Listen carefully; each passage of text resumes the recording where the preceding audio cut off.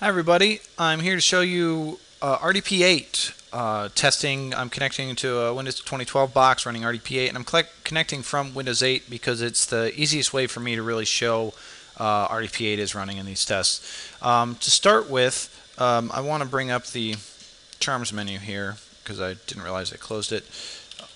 I'm going to just ping my server 192.168.100.22-T. And to start with, I just want you to see that our delay here is 0. It's less than 1 millisecond, it's 0. And you'll just have to trust me that that's the actual server I'm testing, and I'll be able to prove that here in a second. I'm now using the touchscreen I'm using and switching to my actual connection. So I've got a Windows 2012 server.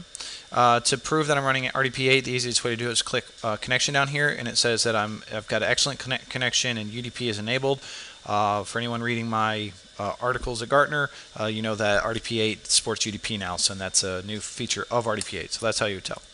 So going back here, I'm running OpenOffice because for licensing reasons, it's free, and I'm just testing it out. And I've got native experience. So right now I can move this chart around.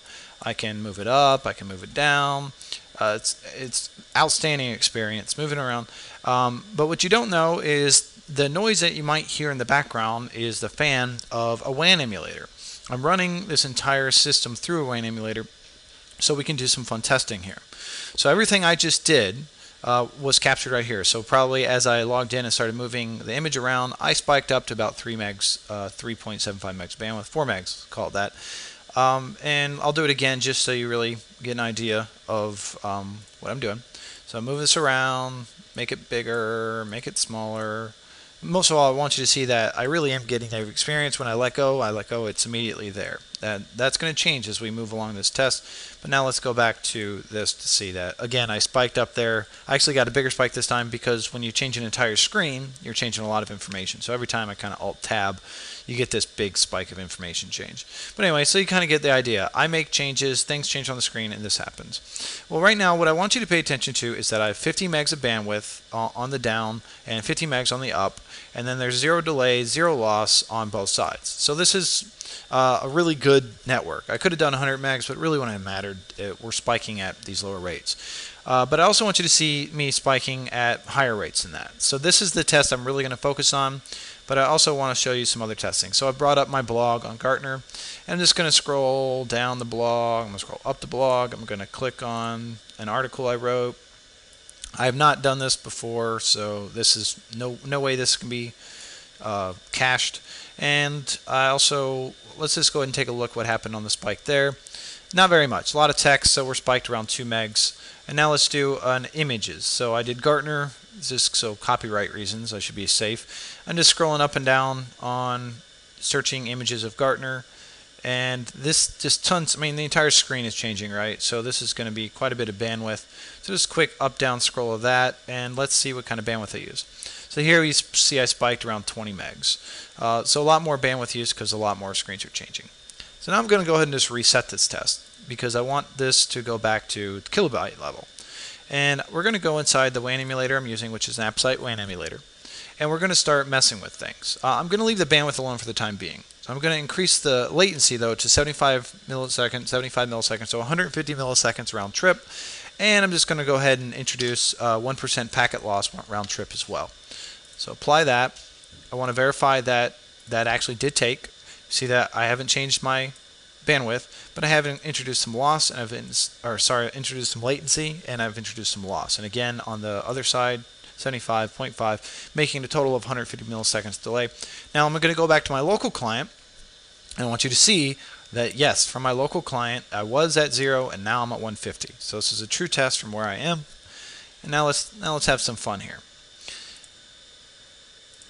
Same thing. Moving the screen around. It's a little bit slower, not much though. Definitely usable. I'm still in pretty safe range. I make it bigger. I make it smaller. I do notice my mouse, it takes a little bit longer for my mouse to update. When you go on the corner and you got the little mouse thing to grab onto, it takes a little bit longer, but still very, very usable at 150 millisecond delay round trip and a 1% packet loss. So pretty good. Now let's go ahead and get rid of that. Go back to my Internet Explorer test. Let's go to my blog. Let's back up.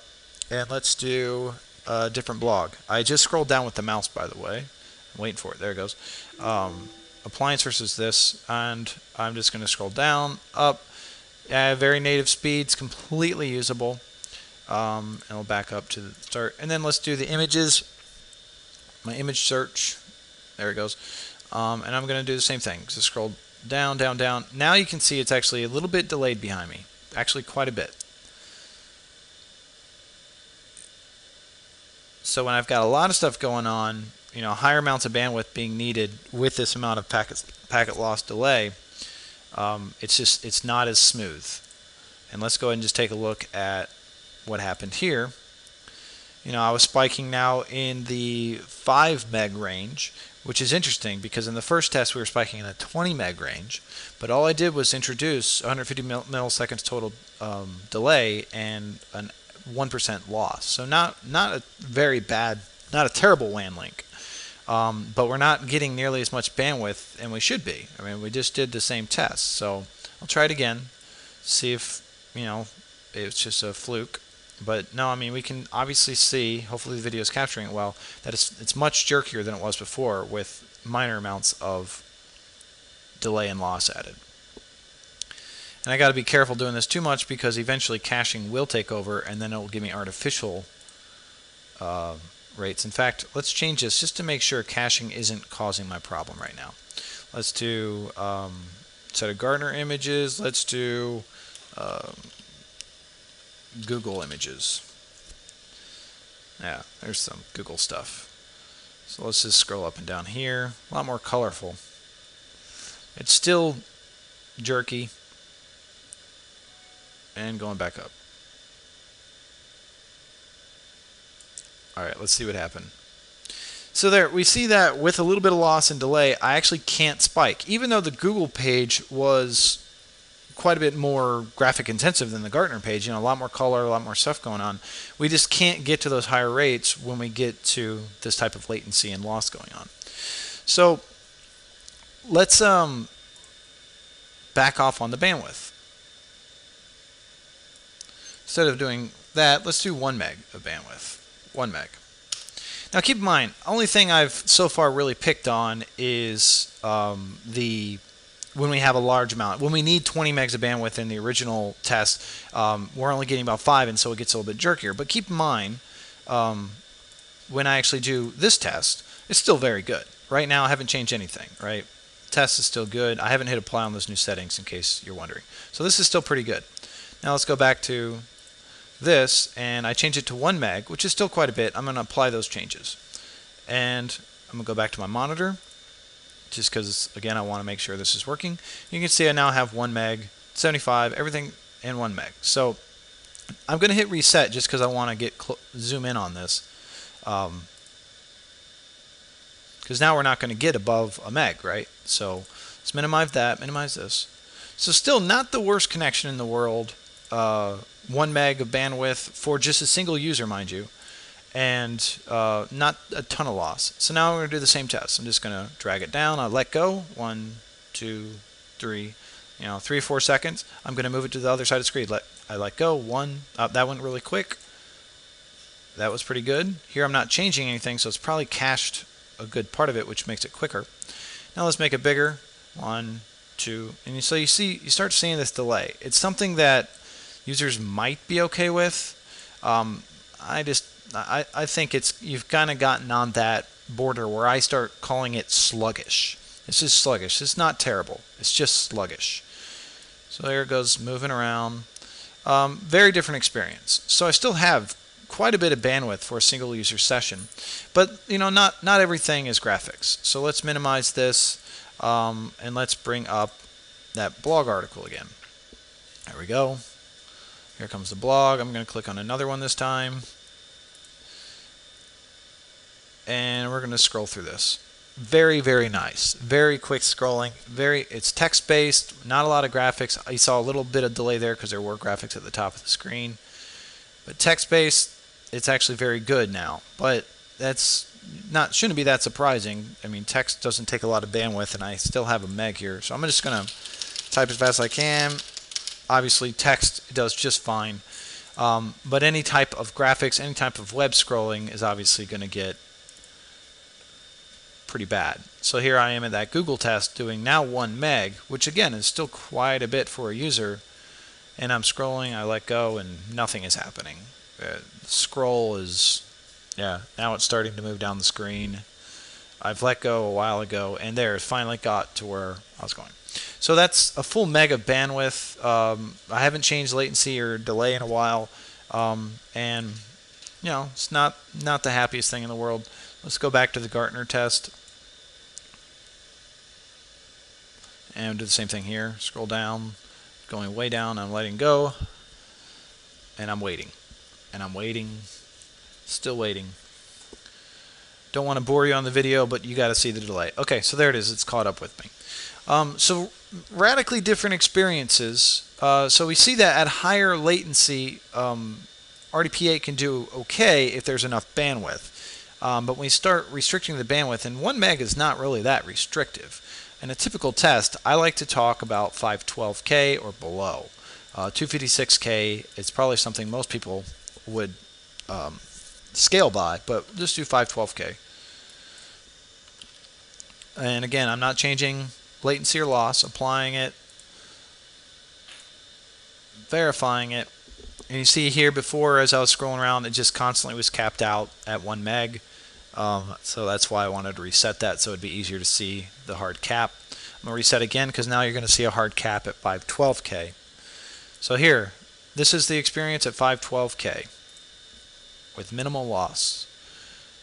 Moving this thing. It's not too bad when it's staying the same side because it's cached. Making it bigger, waiting, waiting, waiting. There it goes. Moving, waiting, waiting, done.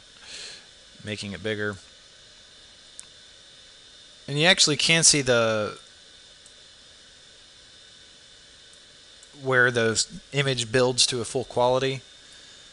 Adaptive graphics, Microsoft calls it. But anyway, this is definitely below an acceptable user experience. And then let's do scrolling on a web page. You know, notice the Alt tab between pages isn't too bad. I'm hoping that's because of caching is taking effect. There I actually get quite a bit of delay just going to the top, backing up. Now, I don't know if you can hear my mouse clicks, but everything is just slightly behind. Even on straight up text at this point in time. So let's go check what happened here. And of course we're hitting that cap. So let's change this so there is no latency or loss, which I think is a bit of a silly test. If you're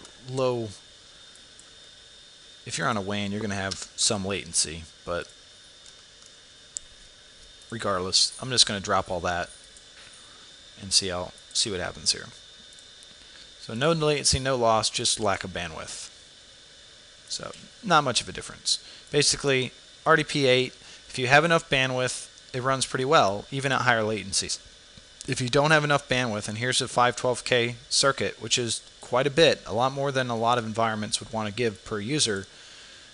Even if you have a perfect circuit, no latency, no loss, you're waiting. So that's obviously still graphics. If we go back to the word processor test and type as fast as I can, it keeps up with me just fine. So if you're a basic office workload, not a lot of text going on, you're probably okay. But as soon as you start adding, or sorry, not a lot of graphics going on. As soon as you add some graphics, that's when you're going to start seeing some problems. Let's do one final test here. Finish scrolling here. It's not bad. Not great. It's not bad. Except as soon as you hit that graphic at the top of the screen. So that's it. Hope you enjoyed it. And I probably should have shown you as I was going along the different latencies changing. So it's at 0 now. Before I had tried, 150. I left it 150 the whole time. So I moved it down to 0 and it's back at 2 milliseconds. Okay, thanks for watching.